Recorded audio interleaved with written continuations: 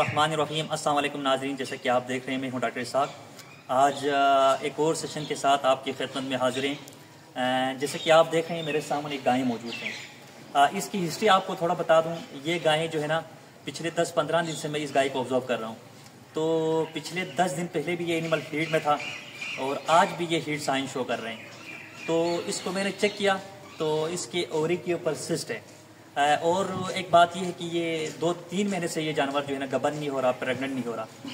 तो मैंने चेक किया, इसके रेक्टल पल्पेशन किया तो इसकी ओवरी के ऊपर सिस्ट है, जिसको सिस्टिक ओरियन डिजीज़ भी आप कह सकते हैं। सिस्टिक ओरियन डिजीज़ इस एनिमल को सिस्टिक ओरियन डिजीज़ है। सिस्ट के जो 3 टाइप्स हैं यहाँ पे जो है ना, 2 टाइप मोस्ट कॉमन हैं जो अक्सर फील्ड में आपको देखने को मिलते हैं। जब मैंने इस गाय को चेक किया तो इसके एक होते हैं ल्यूटियल सिस्ट, एक होते हैं फॉलिकुलर सिस्ट। और इस जानवर को क्या है, इसको अल्ट्रासोनोग्राफी के थ्रू यानी अल्ट्रासाउंड के थ्रू आप पता लगा सकते हैं।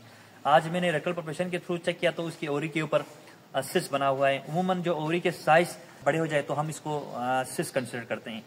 तो ये एनिमल वो एनिमल जो सिस्ट में होते हैं वो बार बार हफ्ते बाद 10 दिन बाद एनिमल हीट साइन शो करते हैं। तो ये केसेस है सिस्टिक ओरियन डिजीज़ का, जिसको हम सिस्टिक भी आप बोलते हैं, सिस्टिक ओरियन डिजीज़। तो हम इस गाय के आप ट्रीटमेंट करने लगे हैं। उमूमन पहले तो ये है कि ये सिस्टिक ओवरियन डिजीज़ होता क्यों है, किस वजह से होता है। उमूमन उन जानवरों में होते हैं जिसमें न्यूट्रिशन प्रॉपर नहीं करता हो, उसकी फीडिंग प्रॉपर अच्छी नहीं हो, आप प्रॉपर उस इशू बन सकते हैं। दूसरी बात जो है ना, ये कुछ हार्मोनल इनबैलेंस की वजह से भी जो है ना, ये गायों के अंदर ये सिस्टिक ओवरियन डिजीज़ का इशू बनते हैं। और जो है ना, ये काफ़ी दिनों से ये प्रेग्नेंट नहीं हो रहा। तो आज ये इसको मैंने डायग्नोस किया तो इसके हम ट्रीटमेंट पूरे करने हैं, उसको मिनरल वगैरह देने हैं। ये मिनरल की डिफिशियंसी की वजह से भी हो सकते हैं, हार्मोनल इम्बैलेंस की वजह से भी हो सकते हैं। एनिमल जब प्रॉपर उसके लिए आप तो इसके ट्रीटमेंट के लिए क्या करते हैं, ट्रीटमेंट के लिए सबसे पहले हम जो है ना वो डिपेंड करते हैं कि सिस्ट कौन सी है, ल्यूटियल सिस्ट है या फॉलिकुलर सिस्ट है। तो जिसकी क्या कहते हैं, न्यूट्रिशन को थोड़ा इम्प्रूव कर देते हैं, उसकी फीडिंग वगैरह उसमें हम मिनरल वगैरह ऐड करते हैं चीज़ें।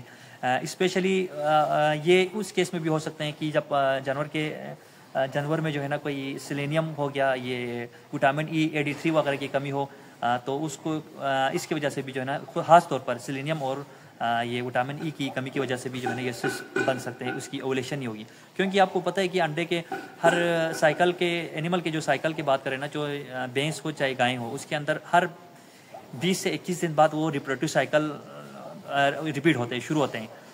जब ये मिनरल की डिफिशियंसी हो या सेलेनियम और विटामिन ई की डिफिशियंसी हो या हार्मोनल इम्बैलेंस हो, तो उससे क्या होता है, वहाँ से अंडे की ओवुलेशन नहीं होती है। अंडा वहाँ से फॉलिकल्स, वहाँ से फॉलिकल वहाँ से नहीं निकलता, तो वहाँ पे रह जाते हैं। उससे अंदर क्या होते हैं, उसकी वजह से जो ओवरी के अंदर, जो अंडाशय के अंदर जो है ना पानी भर जाते हैं, जिसको हम सिस्ट बोलते हैं।